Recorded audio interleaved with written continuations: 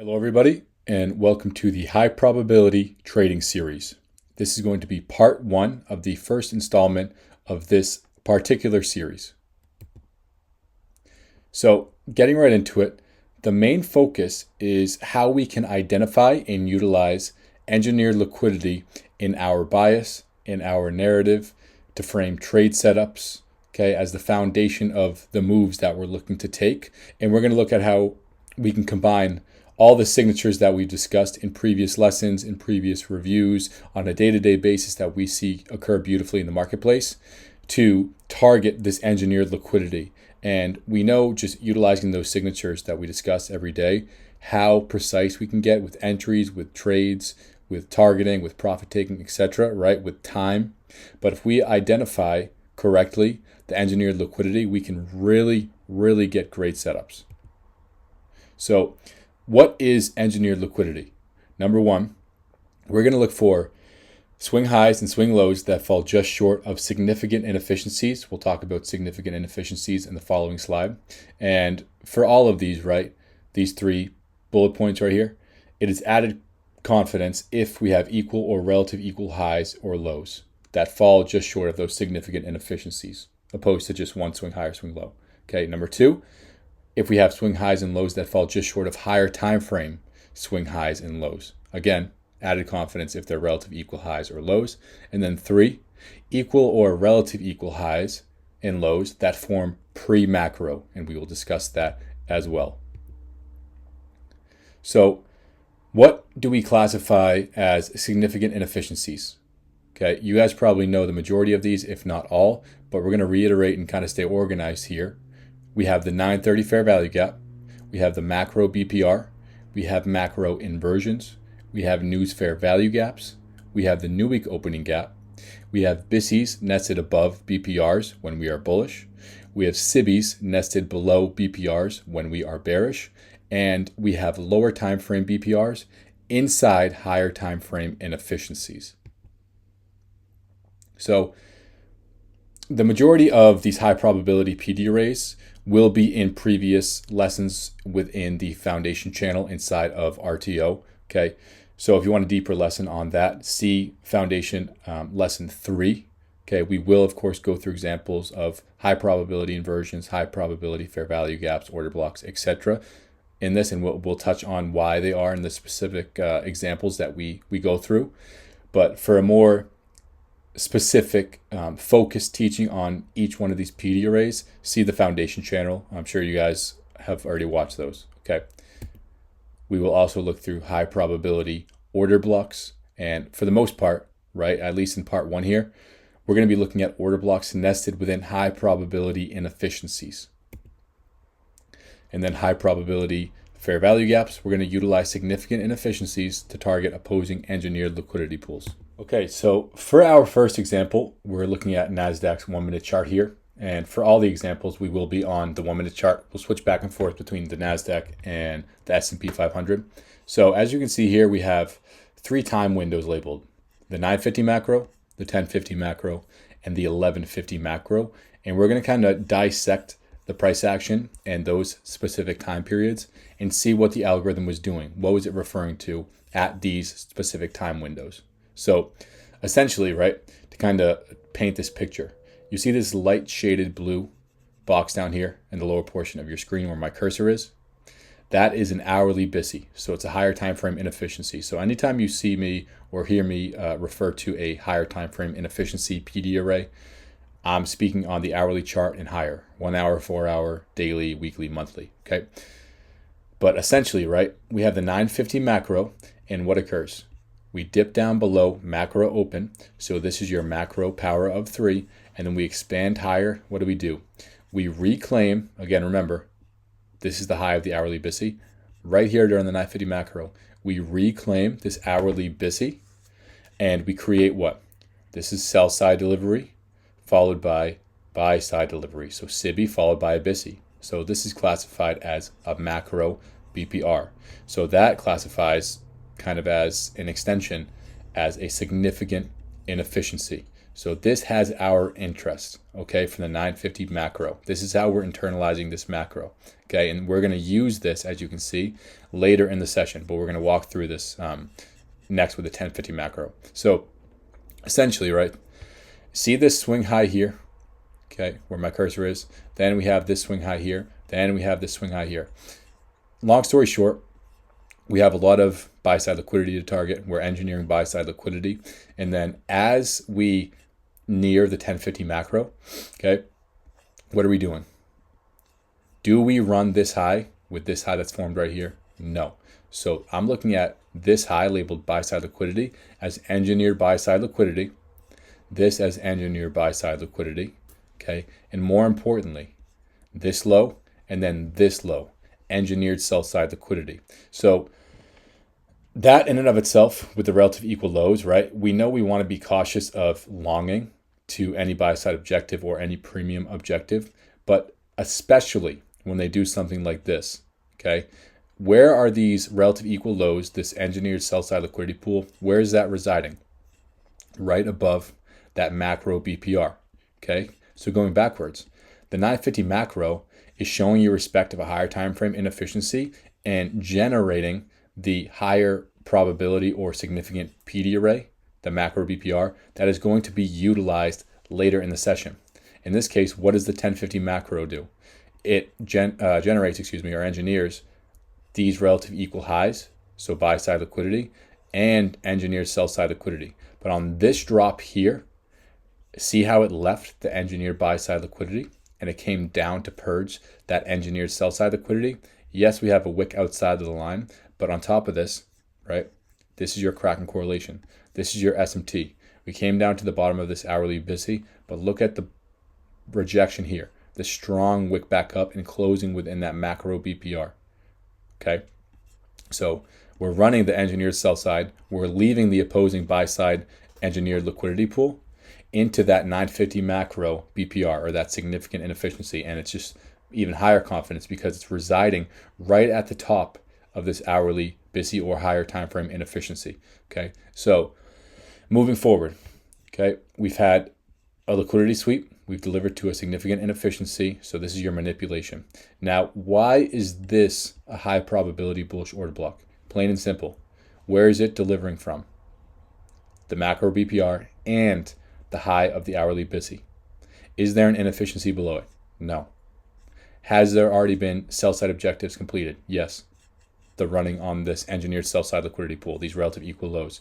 So this should support price, and we should see the bullish algorithmic signatures that we expect from a high probability inefficiency. Specifically with an order block here, see this white line coming across? Right, I have it anchored to the bodies. That's mean threshold. Do we deliver to that mean threshold? No. That's exactly what you want to see. On top of this, one time we try to test it, 2, 3, 4, 5, 6, 7. Every single time that we're delivering to this high probability bullish order block, the bodies are closing above. We can't even close within the upper portion of this order block.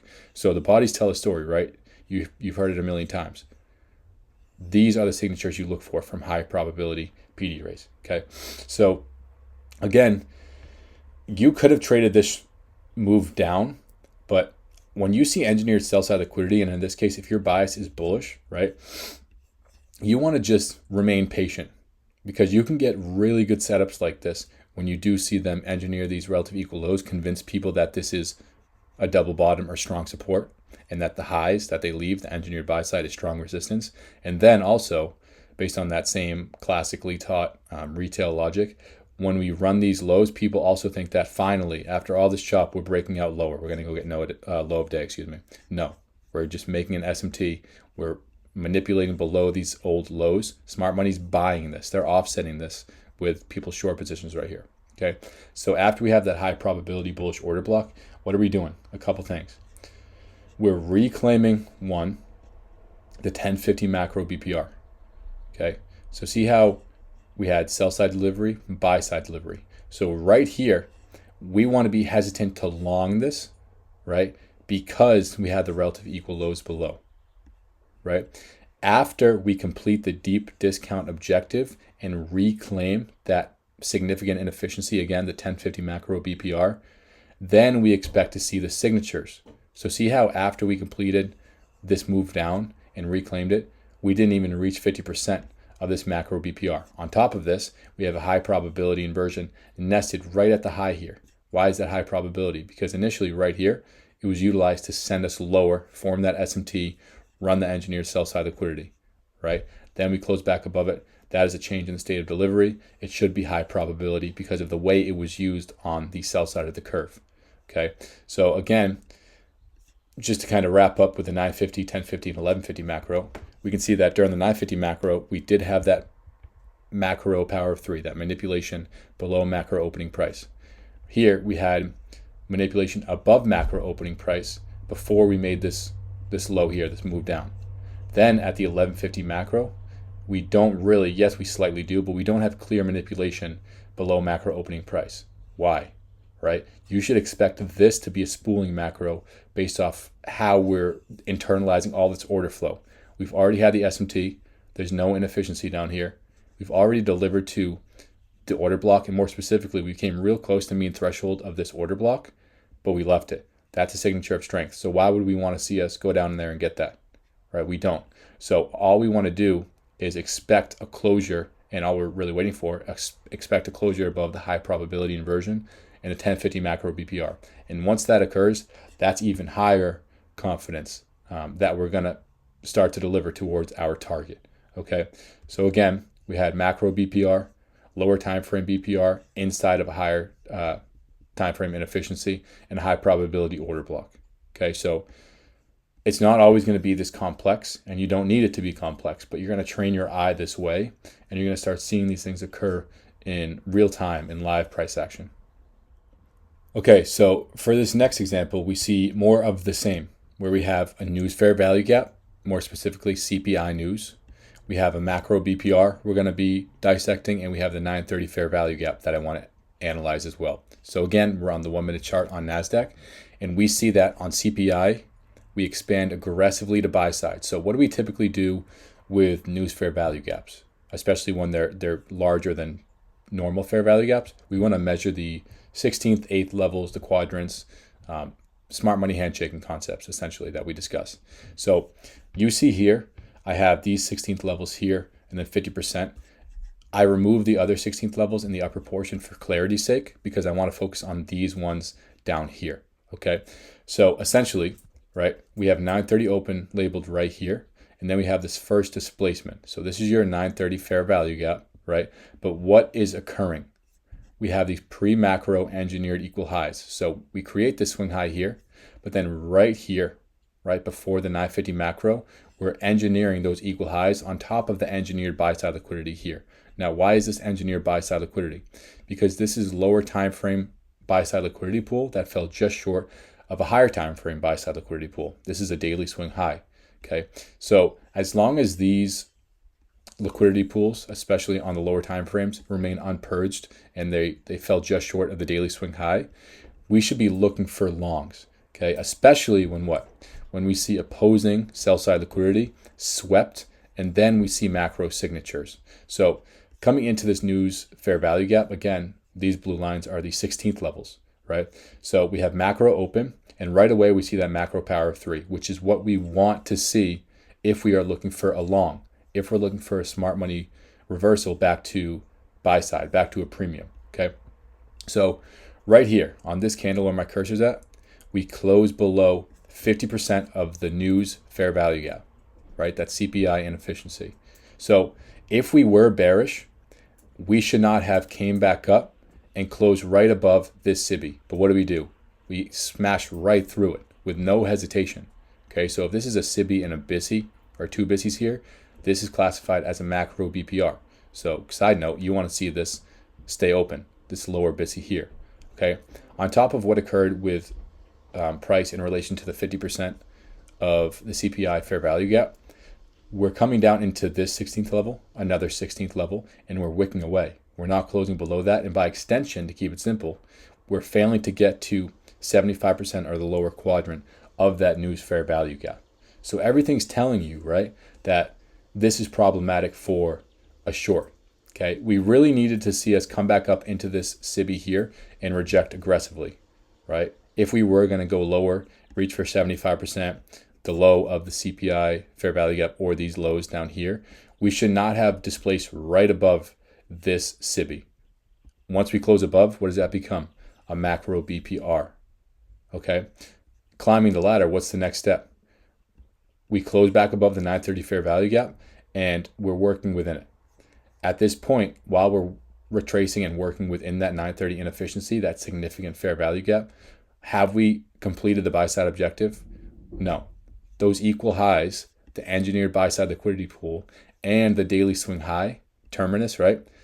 They're still intact, right? So you want to be hunting buys, and you expect discount or bullish PD arrays to support price, specifically significant inefficiencies. CPI fair value gap, macro BPR, 930 fair value gap. And not charted here, but see this little BISI here? Drag that across. This is a breakaway gap. It doesn't get filled completely, right? And see how after, yes, we closed probably about a tick below the 930 fair value gap, but going back to that logic with the deeper discount objective being completed, see how after we wicked into this and we saw that breakaway gap signature failing to reach the low of this inefficiency, right? After we close back above it, then we see that one wick back into it and go, right? That's what you expect after you see reclaimed inefficiencies and or inefficiencies that we reclaim after a deeper discount objective is complete, okay? But again, the main thing is, what is the draw on liquidity? We had all of this engineered buy side liquidity here, here, and the daily swing high here. Okay, and this next example, we're still on NASDAQ. We will get to some examples with S&P, but for now we're staying on NQ. These are the most simple trades you can get. Specifically with scalping, then you hold runners, but these are the most simple setups that form. So essentially, you're identifying a buy side liquidity pool in consolidation and the engineered sell side liquidity pool in a consolidation range. As we enter the macro, if we're looking for a short here, right, we want to see what? Manipulation above macro opening price and a liquidity sweep. Do we get that here? Yes. This BISI here, no, it was not utilized to send us to the moon, right? But right here was initially utilized to go purge that swing high once more. And just in general, even if it wasn't used, right, it's just added confidence, but it's the fact that this is occurring during a macro. So this is the 6:50 a.m. macro, okay? So we're running the buy side of this consolidation range, and then right after that occurs, okay, we close below and have our macro inversion, our significant inefficiency. On this aggressive drop down here, do they purge this low? No. Do they purge our original low, engineered sell side liquidity? No. So you can clearly see that they're just building up the engineered sell side liquidity. 1, 2, 3. Then they retrace it to our significant inefficiency, okay? And we expect those bearish signatures. What signatures are we seeing? Failure to reach the high, failure to close above CE, failure to reach CE, right? Every time we come up into this, look at the bodies closing, besides this one candle, below the macro inversion. This is what you expect and want to see. By extension, why would you long this BISI here? You wouldn't, because you know that we already purged the engineered buy side liquidity pre-macro, right? And we still have the engineered pre-macro sell side liquidity and the engineered liquidity right here and right here, okay? So these are the most simple setups that you can take. And this can literally be your trading model. Wait for the consolidation range. Wait till we have clear buy side on one side, clear sell side on the other. Then look for the macro power of 3 and macro signatures. And that is it. It's beautiful. So here we have another example with 8:30 red folder news that sends us lower. But what do we have up here as our drawn liquidity? London high, a session high. We know in and of itself, based off of that one setup for life logic, right? That is important to us. But upon 8:30 news, does it run us higher even at all? No. It aggressively dumps us, running sell side liquidity. Okay, we ran a daily low. It's not pictured in here. You guys probably remember this from the review when we looked at this price action, but I want this specific setup to exist in this teaching because it was just another beautiful example. Okay, but 8:30 news sent us lower, kind of as that news Judas swing, that news manipulation move, and it does not purge any buy side liquidity. right? So look at how we had this lower time frame relative equal highs right here. That's engineered buy side liquidity pool falling just short of a session high, right? The same logic we would use with if this was a daily swing high, okay? Then all we're doing, guys, is waiting for the macro signatures. We're just waiting for the setup. So we have 850 macro, right? This is your macro opening price, this purple line. We come below it, this SIBI here. Does it push price lower? No. We close right back above it. This is your macro BPR. Then what occurs? We close right above this inversion. This is your macro inversion. Another opportunity to get long. Both of these, BPR and the inversion, both significant inefficiencies. So you can enter long once you close above the BPR. You can enter long at the high of the inversion here. You get another opportunity here, and this is upon 9:30 open, but I really want to focus on what's occurring during the macro here, okay? So again, I won't harp on this because we spent a lot of time in that review. I'm sure most of you watching this were there, but we see these things occur literally every single day. You just have to wait and not take low probability setups that you're unsure of. Or if there's not a clear draw on liquidity, there's not clear engineered buy side liquidity, you legitimately just wait and be patient. The setup will come and it'll be beautiful. You just have to be patient. Okay, so you guys are starting to get the point now. And the point is that this stuff occurs day in and day out. We're still on NASDAQ, and this is the 1 minute chart still. We're looking at a macro inversion to our engineered buy side liquidity pool. So again, 1150 macro. You have your macro opening price here. If we're looking for longs, where do we want to see price go before we get our setup? Below macro opening price. Okay, we see that beautifully here. It's going below, but also what is it doing? It's going to sweep this low. So we have a liquidity sweep. We have our manipulation to the downside, right? That macro Judas swing. Okay, and on top of this, where is this going? You guys see this BISI I have shaded with these light dot lines here at the low, here at the high. We're coming right to the low of that. We're closing right above or right at consequent encroachment after running this low, and we get a macro SMT. So really just beautiful setup. Then we expand above what? This SIBI. So what is that? Macro inversion. That's your significant PD array. That is your entry. Okay, look at these wicks here. Once, twice, 3 times, 4 times, 5 times. We try to test this macro inversion and this breakaway gap. And every time again, we're closing above. We can't even close within this in the upper half. That is extreme strength, guys. We're failing to reach the even CE, the midpoint of this BISI I have labeled breakaway gap. That is another signature of strength. The algorithm does not care to go down here. This macro inversion, again, classified as a significant inefficiency, is the smokescreen. We've covered that in previous lessons, okay? On top of this, what's the most important thing? Where is price drawing to? The daily buy-side liquidity, but what do we see happen during the macro? We have this engineered buy-side liquidity. Yes, we ran very shallowly, right? This swing high here, this swing high here, but as we'll see in, I believe, a following example on the S&P, we know that stop hunts are deeper, and especially if they're bringing it on the lower time frame, just short by less than 10 points of the higher time frame draw on liquidity, the higher time frame daily swing high, they're going to want to rip it right up there. So we're still holding our bullish bias, especially when we see the signatures here. Macro power 3 to downside, liquidity sweep, macro SMT, macro inversion, just beautiful, right? So again, really start to mark up your own charts this way and study the macros. And finally, we've made it to our S&P example. So this is similar to the first example we discussed on NASDAQ in this presentation, okay, where we have 3 separate macros we're analyzing, and it's just beautiful. So the 1150 macro here, we open, macro power 3, we come down into what? SIBI, BISI. This is your BPR. That's your macro BPR. Yes, we formed this before, but what time are we closing above it? We're entering right above the, at the start of the 1150 macro. We come down into the BPR and we see what? The bodies respect it, okay? So below this BPR, below what I have labeled HP order block, again, if you ever see that in my charts, it's just short for high probability, okay? Just to keep my charts as clean as possible. Below the BPR and the order block, are there any inefficiencies? Nope. So what do we expect price to do? Find support on any retracements into this BPR in general. Let's say this order block wasn't here. We want to see that support price. But if price does come lower, which we're going to get to, we want to see this act as a high probability order block because it's nested within this BPR. Okay, so that's how we're internalizing this 1150 macro. And then we chop around, expand to the high for the 1250 macro. And what do we do here? We engineer buy side liquidity. Okay, so we have our 1150 macro, again, the first macro in this fractal of price, generating our higher time frame PD array that the algorithm is going to refer to.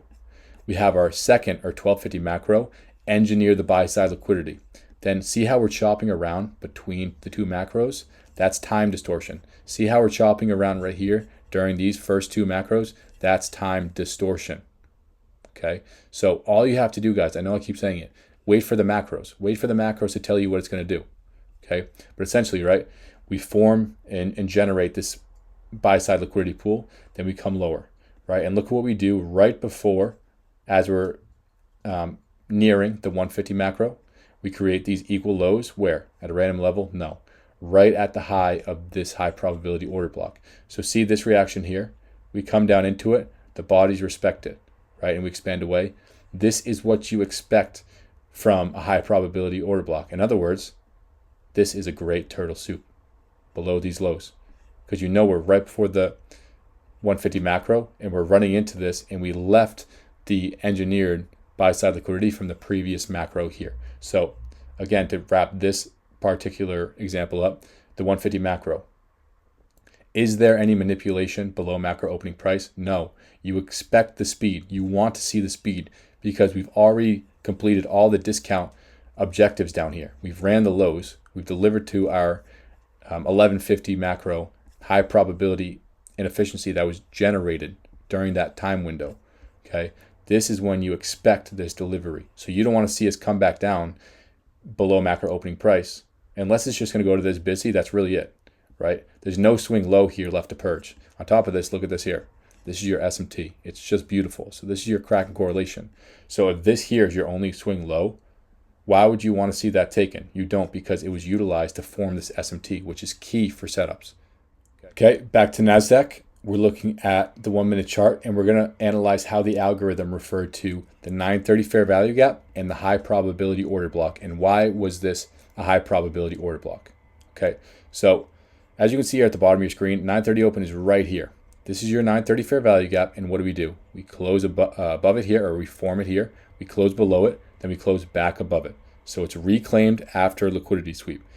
As long as the buy side objective is not complete, on any retracement into this, do we want to see us close back below that reclaimed 930 fair value gap? No. There should be no reason to, as long as our buy side objective is not complete. What is that buy side objective? The daily high. What do we do right before the 950 macro or pre-macro? We engineer this lower time frame buy side liquidity. Okay, see what they're doing here? Below macro open, they're referring to that 930 fair value gap. They're referring to that reclaimed significant inefficiency. We try to go lower once, twice, 3 times, 4 times, 5 times, 6 times. Every time we're wicking aggressively for a 1 minute chart, aggressively away from that inefficiency. It's telling you, okay?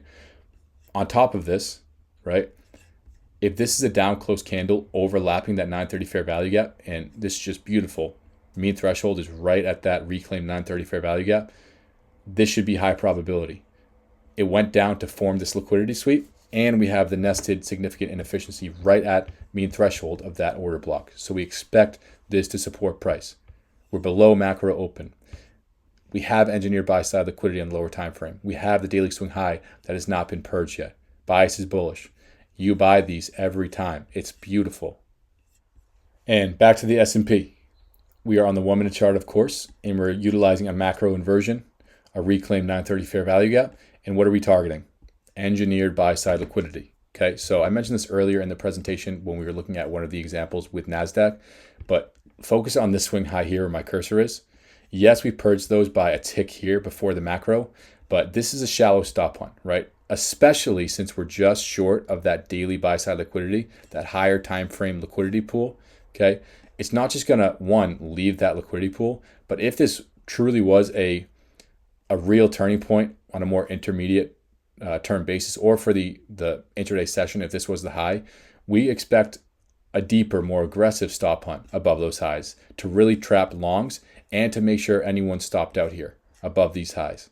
Okay, so we still have, and we're classifying this as engineered buy side liquidity because one, it's 1, 2 equal highs, engineered buy side liquidity right before the macro, and it's short of that daily swing high. Okay, we're coming down. This large displacement was CPI.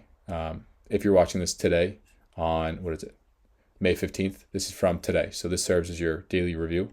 Okay, but we're coming down into that news fair value gap, a significant inefficiency, right? But what time are we going down there? Right at the start of the 950 macro. What else is occurring? We're below macro opening price, macro manipulation, macro power of 3. What else are we doing? We're running this swing low. And then what do we see? What is the key reference point? The news fair value gap 16th level. Okay, this is also a 16th level that was above 50%. So by extension of that, what are we doing? We're failing to reach 50% of a significant inefficiency after a stop punt below macro opening price. Okay, all bullish signatures. Are the engineered buy side, and I apologize for this this typo here, are the engineered buy side liquidity pools still intact? Yes. So what do we expect? Any significant inefficiencies, any high probability discount or bullish inefficiencies to support price higher. What do we get here? After the manipulation takes place, after macro power 3, after the key reference point, during the time that we expect this to occur, we see what? A SIBI here and a SIBI here. We close back above it. That's your macro inversion. On top of this, this is your 930 fair value gap. Drag it across. See how it's right at the high of the macro inversion. Look at the bodies here. Look at this wick. Respect. This wick. Respect. Then after we work it and we displace away, you expect that movement here. Okay? And even this, not charted, but this inversion as well. Right? You expect that to support price until the buy side liquidity pools are completed. Okay, so that's going to do it for this lesson. We have part 2 coming soon. As always, if you guys have any questions about any of these examples, any of the logic discussed here, anything about engineered buy side liquidity, or you're not really understanding any of the macro signatures that we typically look at, let me know in chat. I'd be happy to get back to you. Otherwise, stay tuned for part 2. It will come soon. Later.